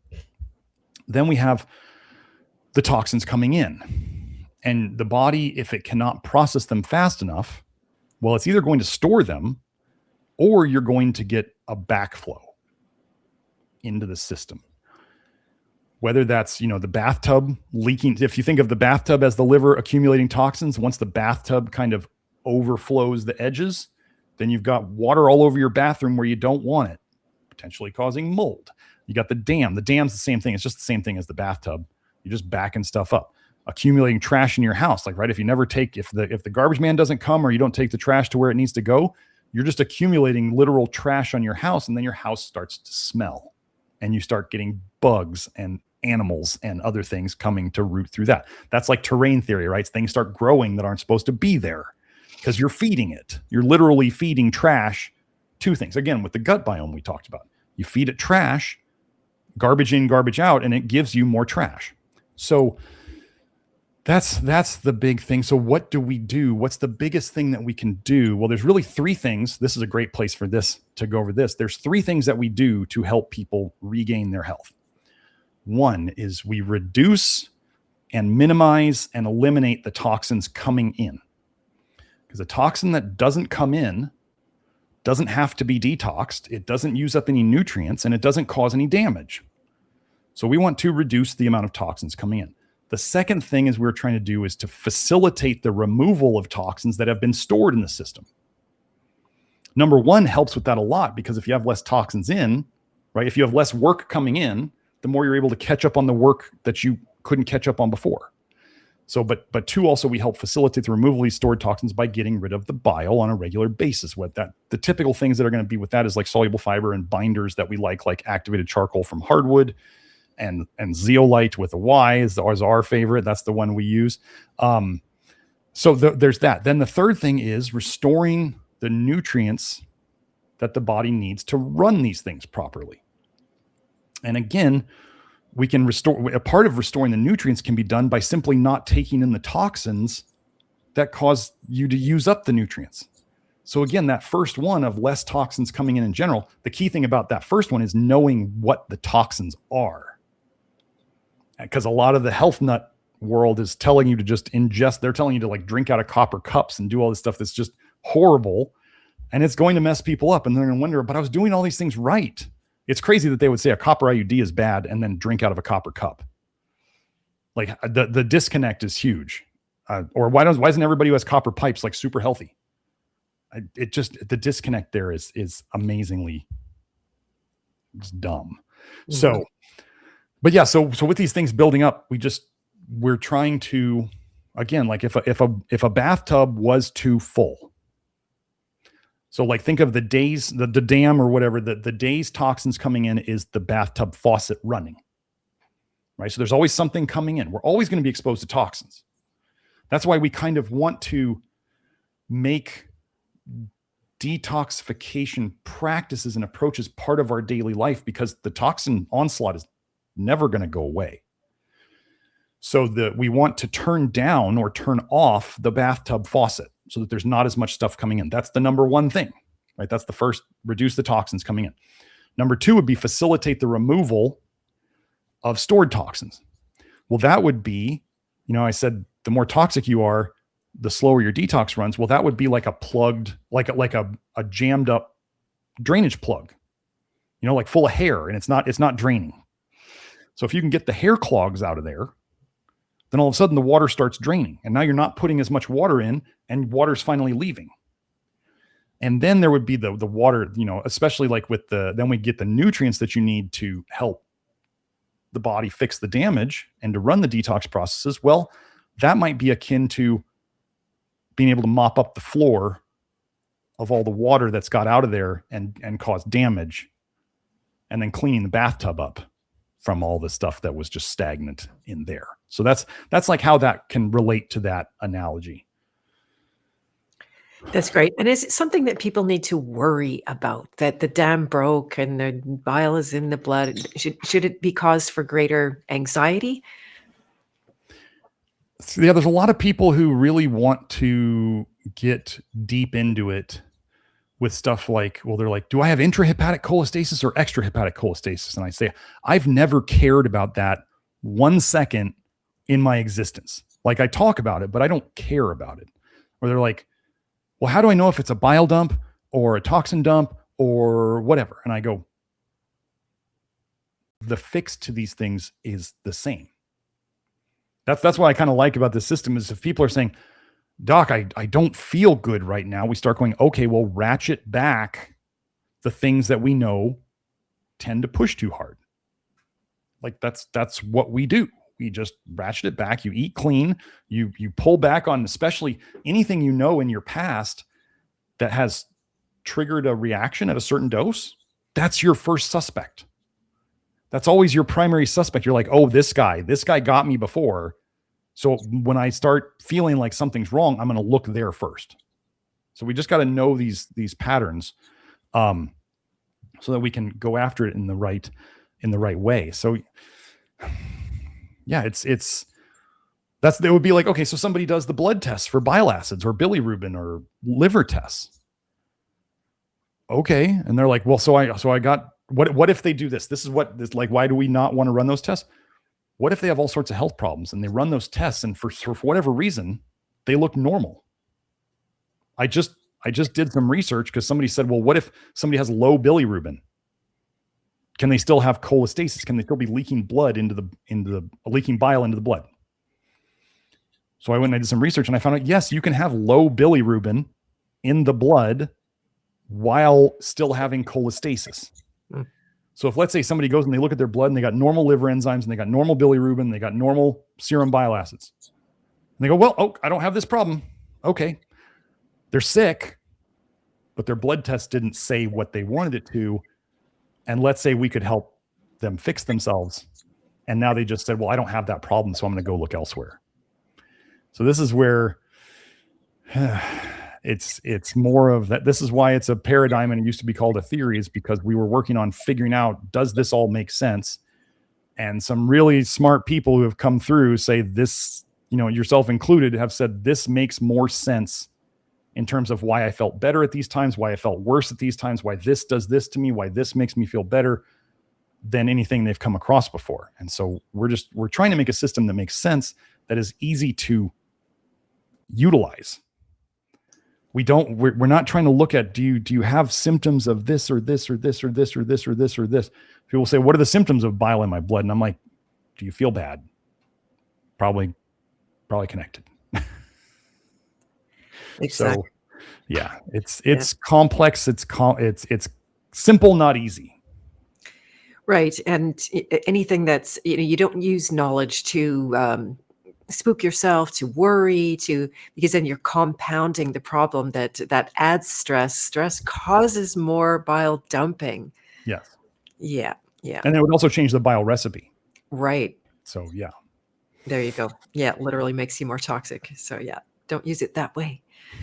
And so this is one of my all-time favorite, like huge transformations took place when I learned about something called what you call the duration paradox, and how both drugs and toxins tend to have that kind of effect, even though we might even call it curative.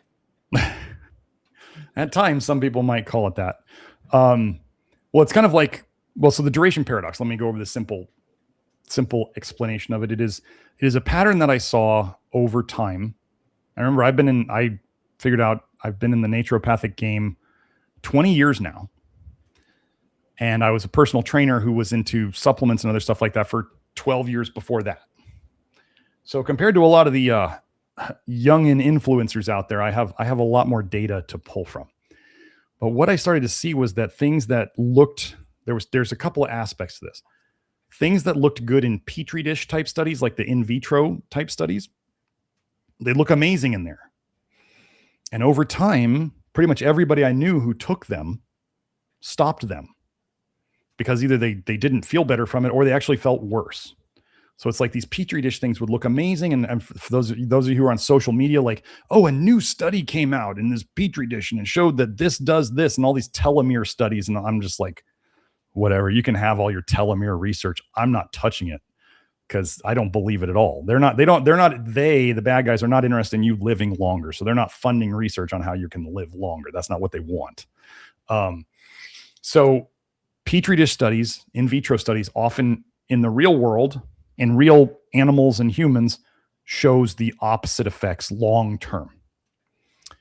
Then there'll be like human studies where they give people high doses of things, or these mega doses, especially of things like supplements, that show good things short-term, and then they turn really bad long-term. Like this might be vitamin A, for example. Vitamin A short-term, you can see benefits in the research, but long-term, we know that taking that dose for that long will guaranteed cause problems.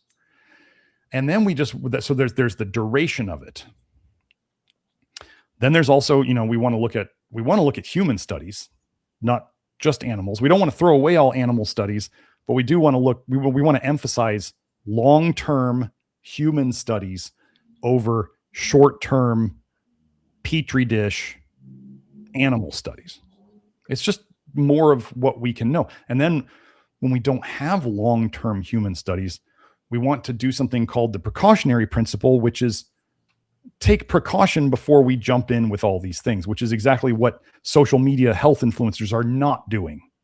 They're just like dive in with 10 times the normal dose and your whole world will change for a couple weeks until it all falls apart. Like the methylene blue fad, that's dying off because it didn't work. That's a huge example. People will jump on it. I did a whole show on methylene blue. They jump on it and they feel amazing at the start because it is literally a psychostimulant. Stimulants tend to feel good. People love being stimulated. And over time, stimulants burn out the system. What were you saying? Just going to throw in that the poisons tend to be stimulants. They're often stimulants, yes.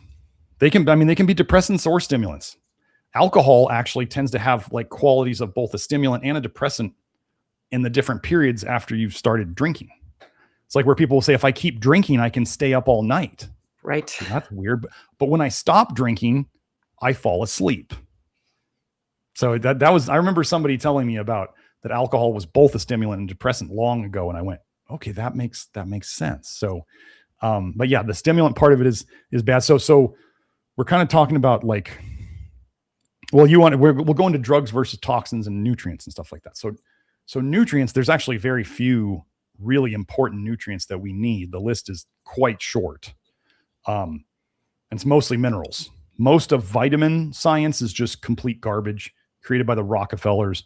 Like the methylation research, everybody's into methyl groups and methylation and it affects all your detox and all this stuff. And I go, all the methylation research is pretty much Merck research. That's why Merck makes mega-dosed methylated B vitamins. They came out with all the methylation stuff. So if you're into the methylation stuff, you're into Merck science. You're into pharmaceutical science. And that's just the way it is. That's not the science I want to go into. The other thing that we want to think about is like with, let's say, even these methylated B vitamins where people say, I have to take these mega doses to feel good. Or people mega dosing thiamine or any other B vitamin. They say, I have to take these mega doses to feel good. And my SNPs, my genetic stuff says I do, and I feel better when I do it. And I go, okay. Think about your bloodline of the past. If your great granddaddy who passed down the genetics to you, if he needed all these mega dosed methylated B vitamins back then to live and to detox, why did your bloodline not end? Because they didn't have all these methylated B vitamins until 20 or 30 years ago. So why didn't everybody die before all that if they needed all this stuff? Because this is pharmaceutical nutrition medicine. And they're using B vitamins as drugs to force your body to do something that either it can't do itself or it doesn't want to do itself. We have to assume the body is intelligent and it's doing the best it can at any one moment. And other people are saying, no, we need to force the body to do something. That is allopathic medicine. It doesn't matter what you're using. If you're trying to force your body to do something, that is the definition of allopathic medicine, which is not what we do. So anything megadosed, if the mega dosing is intended to go on a long time, that's not nutritional medicine. But there's different purposes to these things. Like if we're talking about activated charcoal, like activated charcoal grabs onto bile. And if you take the right amount for you, it's either not going to inhibit your pooping or you're going to be able to poop okay. But because activated charcoal really adsorbs a lot of bile, people may not poop as, like, charcoal is known to constipate people because it grabs onto a lot of bile, which is great in the right dose. So anyway, the whole mega dosing, just if you're mega dosing to try to force your body to do something, you might want to rethink that. It would be okay to use it as a crutch for a while. We talk about crutches here, and crutches are not bad. Like if you break your leg, you want crutches. The point is, when you get the cast off, you shouldn't be using the crutches anymore. You should be rehabbing it so that you don't have to use crutches and you can walk normally again. So crutches are useful, but you have to understand why you're using these things and why you're mega dosing and what the end game is when it fixes something. If it's not actually fixing anything, then you might want to look elsewhere. Yeah. And that's why all of those things that have duration paradoxes, they work for a time. Personally, I would go from the echinacea, it worked for a time, it's not working anymore. Oh, now I go to golden seal, worked for a time, it's not working now. Then I go to mega dosing vitamin C. Oh, that worked for a time, not working now. Then I mega dose garlic, worked for a time, doesn't work, so it's just a serial. You really start understanding, okay, it's not on track. Yeah, well, when you look at it afterwards, like the 2020 hindsight, right? So many people in our program were like health nuts. I was one. And so they try all of these things and they couldn't understand why, after all this learning, all the studying they've been doing and learning they've been doing. And they're like, I've tried all these things. Why am I not any better? Or why am I actually worse than I was before? And then they find this and they start going, oh, I was basically doing the duration paradox and trying to suppress everything, get this short-term benefit. And then long-term, it was each of these things that we were pushing, these buttons that we were pushing, were slowing down detox in different ways, which felt good for the short term, but long-term, it was actually making us more toxic. And then we just had to find a different button to push. Because like each one of those things that you mentioned pushes a different button. And then we started going, okay, let's stop pushing the buttons and let's get the body doing what it's supposed to do instead. That's it. Not just kick the can down the road when it's going to be much worse. Yes. And so why do you hold that standard of long-term results? Maybe you covered this, comparing the cell studies and. Yeah, we could kind of tie the long-term testimonials we've got and the long-term results. Well, in the basis of what I do, and in terms of what I got into all of this because I wanted to fix myself. Like I was 25 years old in naturopathic medical school. My dad was in the process of having prostate cancer, and the allopathic world slowly take him away from me. And I was watching it, and I was already having prostate urinary symptoms in my mid-20s. I had terrible insomnia. I had prostate issues. I had psoriasis, and I had what was the other thing? I had hypoglycemia. Like there was a bunch of stuff going on, and I was going. I'm like I like to think of myself as a pretty robust and resilient person, and I'm going, why is all this stuff falling out? And I was looking at the prostate thing, going, my dad's got prostate cancer, and he's in his mid 60s, and here I am in my 20s, and I've already got it. Like this is a very bad sign. So just thinking about long term, I mean, isn't that what we're all? I mean, people say, "Oh, you could get hit by a bus tomorrow. Why do you do all this stuff to be healthy?" And I go, "Well, if I get hit by a bus and I'm dead, then I'm dead. I get to be healthy up until then." Whereas other people who are unhealthy and are slowly watching, what I tend to think happens, we observe happens with people who don't take care of their health, is like system after system after system fails. You start watching, you get the diabetes, and then you start watching the heart goes bad, and then they start getting neurological stuff, and then they start getting, neuropathy, and it's just like system after system is breaking down, and their quality of life just continues to go down. And could they get hit by a bus too? Yeah. And life sucked for them all the way there. So I'm interested in, the stuff that is truly healthy will show itself long term. That just makes sense, right? Because if it's something that is a honeymoon phase or a duration paradox thing where it looks great in the short term, but it doesn't last the long term, then it wasn't what we thought it was. It was some like drug-like effect.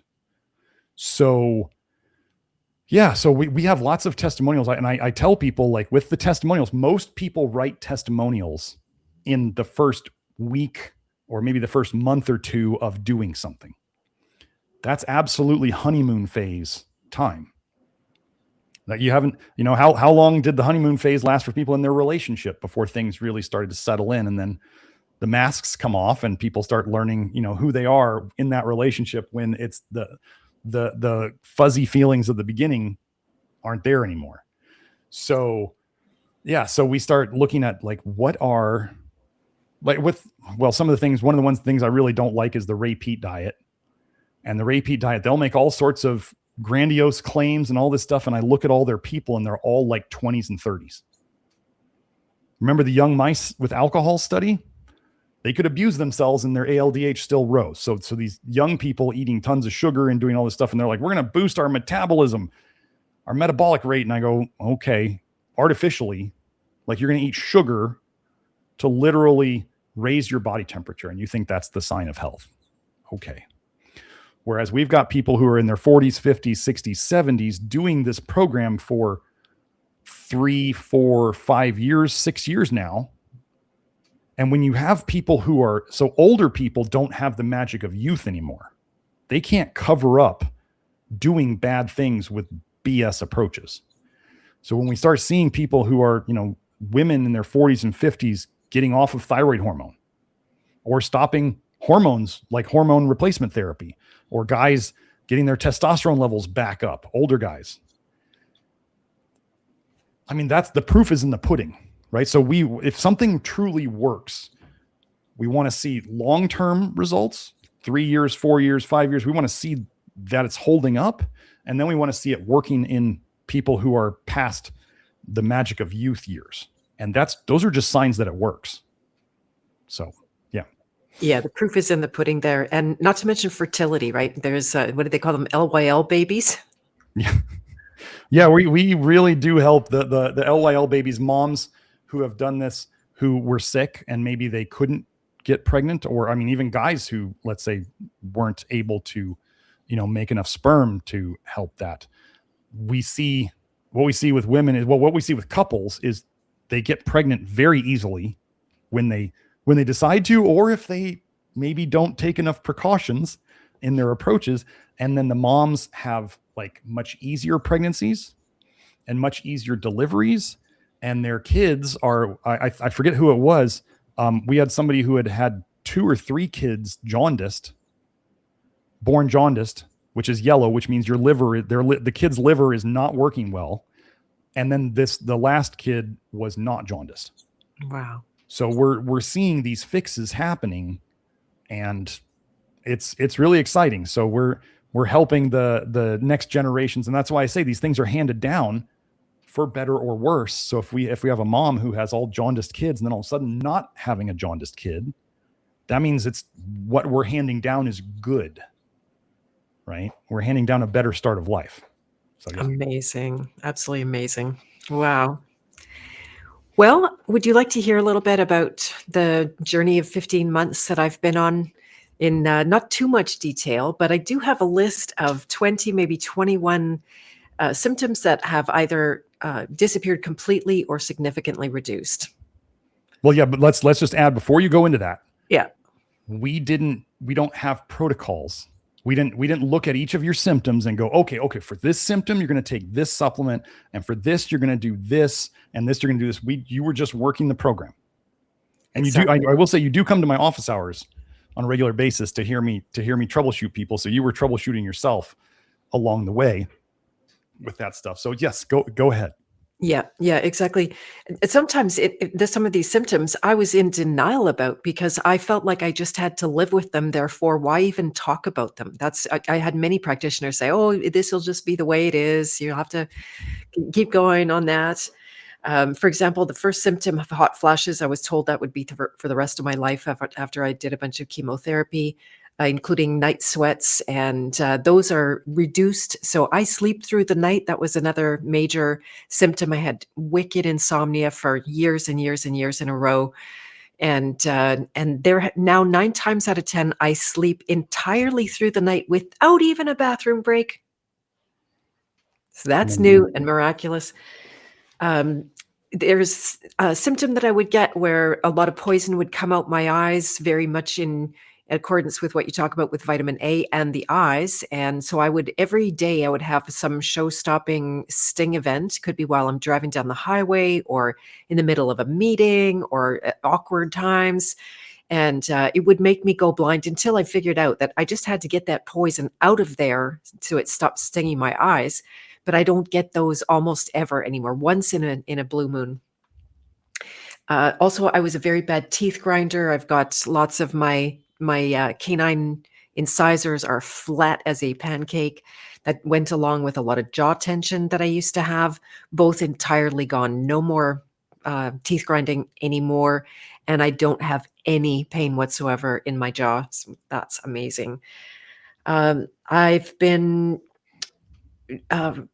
it's been like a kind of nemesis to me. Copper toxicity expressed through shingles and cold sores, although copper is, kind of ambidextrous around all of this stuff. But that is way reduced. It's not finished because I'm still finding my like, oh, going too fast, pull it back a little bit. It's one of my main markers, but much less of a nemesis. And when it happens now, it's less of an arc, less of a like major kind of thing that takes 3 weeks to go away. So yeah, much more gentle there. I used to have a lot of fatigue and have to fight my way through it, and use all the spiritual techniques to hack the system and have energy anyway, and live on adrenaline. That is almost behind me. I wake up again 9 times out of 10, very good sleep, feeling rested with natural energy, no craving for caffeine anymore whatsoever. That I might have one every 6 months just for fun because it still tastes good, but that's all. um, this is interesting because my subject is working with the emotions, as you know, and that became easier to my great delight. Right? That yeah, I've run with weights on, and that's good in a way because weights help you build muscle and stamina. But it's fun to feel happy naturally. Yes.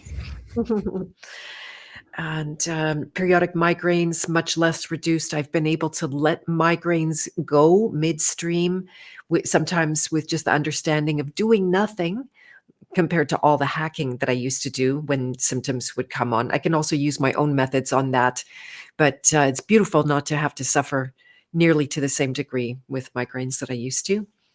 Periodic nausea and feeling sick after I eat, that doesn't happen anymore. I literally want to get on the top of a mountain and shout, I feel good when I eat every time, unless it's poison, of course. And then I still am registering that. But yeah, that comes with the territory. You mentioned with women and constipation, that was a nemesis for me. I was always on some kind of like, and I know that you need to poop more than once every 3 days. So I knew it was a problem.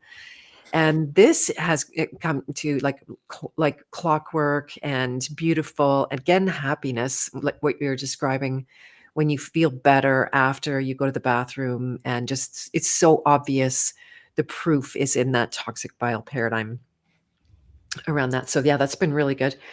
And not needing to pee at night, which I understand to be potentially cleaner kidneys as well, because the urine is not so toxic that it's screaming at me, you must get up Right. in the middle of the night. And I've had a low level rash that is about 90% gone. It goes away entirely. That was post MSG when I started taking that. That's amazing.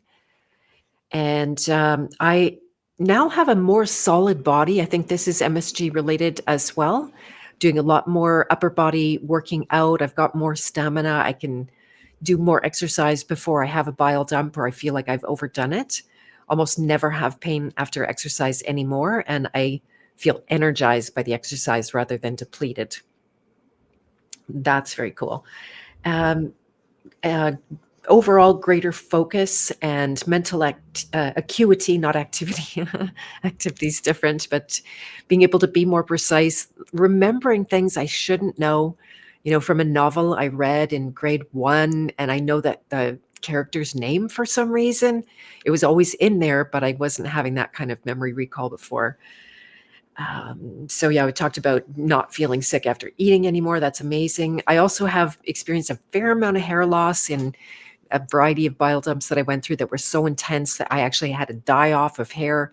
Now I'm growing hair. You can't see it, but there's all kinds of like fresh, new little ringlets growing, and I barely lose one a day. Honestly, if I get one hair in my drain, that's like a big amount compared to what it was coming out in the gobs. So that's fantastic. And then just a little thing that you helped me that was not directly related to toxic. Well, it is related to toxic bile paradigm, but I had a growth. You gave me excellent advice. You followed me through the process, which was pretty intense and dramatic, but in the end, completely healed. Amazing. I know you couldn't look at my finger now and guess that anything had been wrong with it. I thought it was going to forget how to be a finger, but everything remembered. And yeah, I went through a few injuries that I feel like I was able to go through more easily just because I had the right nutrients and I wasn't so toxic. Food addictions are practically gone. It didn't stop me from imbibing a little bit in this and that over the holidays, but I didn't need a lot of it. One taste was plenty of my son's birthday cake yesterday. And I don't rely on that kind of stimulation or, compensation for feeling bad or needing to suppress stuff, which is, I think, often why we turn towards junk food. Yeah. Is that, do we hit them all? That's my list. Wow. That's great. You know what? Maybe we'll do, on the next episode of this, maybe we'll have Joe go through. Joe could write down his things and we'll have Joe go through his things since he's with us today again. So great idea. Why don't we, actually, let's just wrap up this episode here. Joe, we can hit those links. And so folks, we're planning on the next episode of this, the next in the series. I asked people in the Love Your Liver program to give me questions that they wanted expanded upon within the toxic bile paradigm. And so Beth and I will go through those the next episode. And then hopefully we'll get through that in one episode, and we'll make this like a 3-parter. But anyway, so if you want to find more from me, that is nutritiondetective.com. That's the main website. That's where you can find the supplements and the Love Your Liver program on the membership tab. That's where you can find my social media links. And the direct link to the program. And this is what Beth has joined, and this is what other people are doing. It's a do-it-yourself program. Is members.nutritiondetective.com. You can work with, our health facilitators, or, you can just do the DIY program yourself. So either way works. We can schedule a consultation if you want to work with one of our health facilitators, do your hair test, do your blood test, do your consultation, get the 6 months of office hours access, which is like what Beth was talking about. That's where I do a lot of troubleshooting for people along their way, because we don't expect you to know how to do it all right away. But that's the link to schedule a consultation. Past live streams. So obviously today is not a live stream because we're pre-recording it, but just so you know, if you want to find the past live streams, go on the YouTube page there that you see, and you're going to click on the live tab on the screen. Now, sometimes we have videos, which like this will be under the videos tab. So if you can't find a live stream, we're still going to call it the Love Your Liver live stream on this one.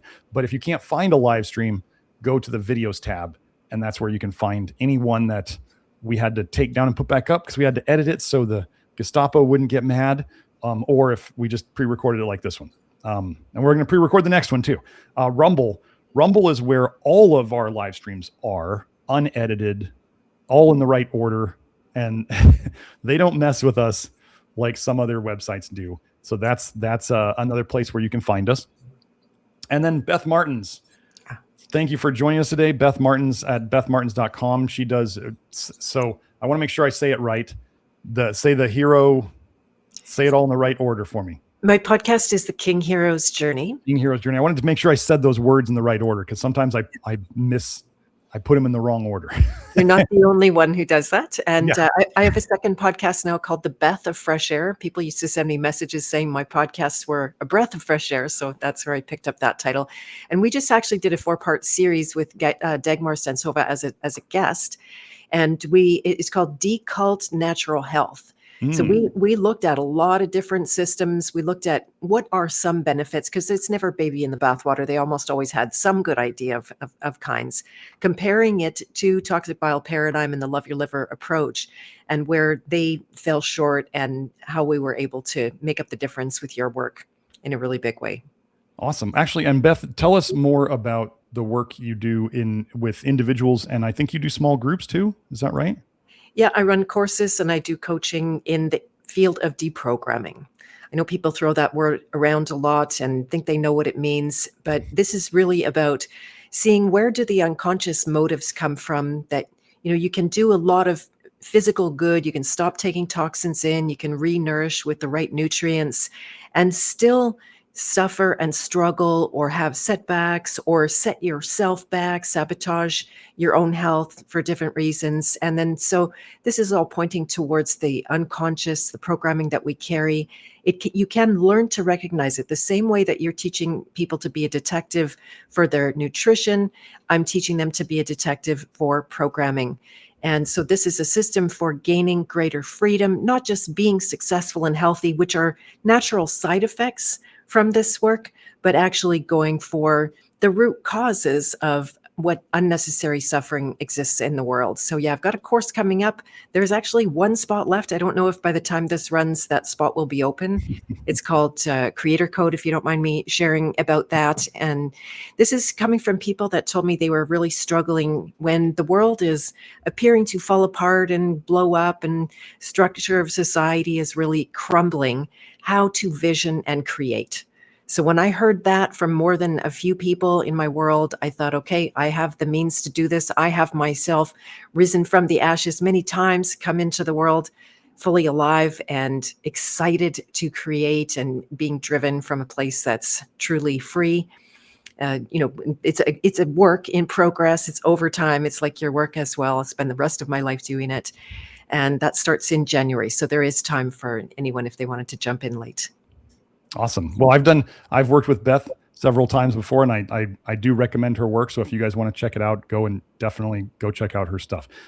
This link here that you're seeing right there, the GLASP links, these are the highlights of the studies. When you guys see me go through in deep dives on research on certain topics and you see highlighted stuff, you can actually go to that link, that glasp.co link, and search for various topics. Like, I don't know, just let's throw out a word, taurine. If I talked about taurine in a live stream and I highlighted something in a study, you can go and find the highlights and the link to the study. So if you're the type who wants to go into that stuff, that's where it is. This is my Instagram, the.realnutritiondetective. Then we have drgarrettsmith.substack.com. I'm not super active there, but we do post there regularly. That was where my Grant Genereux series was. And we are wrapping up Love Your Liver live stream number 232. Yeah, technically it's not a live stream. We're pre-recording it, but that's what we call it. We're giving the Toxic Bile Paradigm updates. This is part 2 of a series. We don't know when the series will end. It could be 3, it might be 4. Who knows? And we had the lovely Beth Martens help turn me not into just a talking head and ask me questions and add her own very interesting parts to it. So thank you for joining us, Beth.